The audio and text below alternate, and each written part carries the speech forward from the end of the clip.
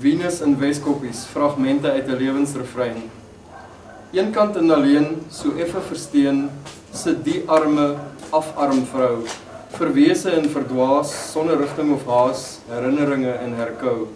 Dieselfde tonele oor en oor, voor sy weer haar plek verloor en gedagtes vervlou. Haar toekoms die kleur van die mure en deur, valgrys en asgrou. Haar veelheid maskers pen haar al vaster in die drukgang van haar brein, waar karakters paradeer, soos haar gedaantes dikteer, flenterstukkies onthou, groot en klein, deur mekaar geskommel in die lukrake rommel van 'n lewensrefrein. Hansie slim, bergbou klim, in die wye wêreld en die eindslulie. Ek wens ek kon sang.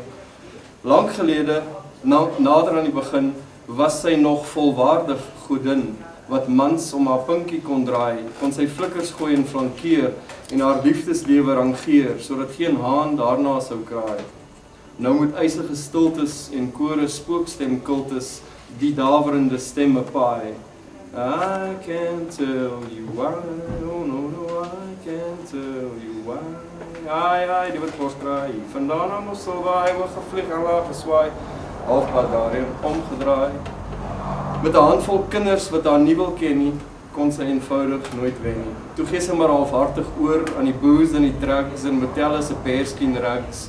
Met haar laaste varkie se verloor was niemand verbaas nie dat haar koppie so raas nie en sy haar drol van 'n boyfriend vermoor.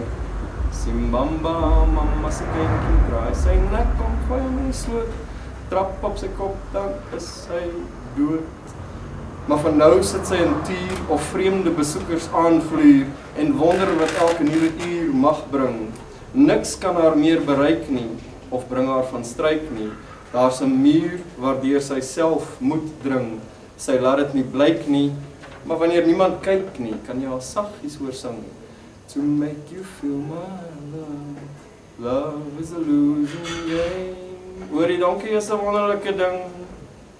Eenkant en alleen, so effe versteen, sit die arme, afarm vrou, haar arms in die dun tregters van die beklemmende wit baadjie agter haar rug omgevou. Die Mona Lisa grynslag wat om haar mondhoeke speel, spreek van weersin en berou. En die lewelose kleur van die gebluste vuur in haar oë is asval en asgrou.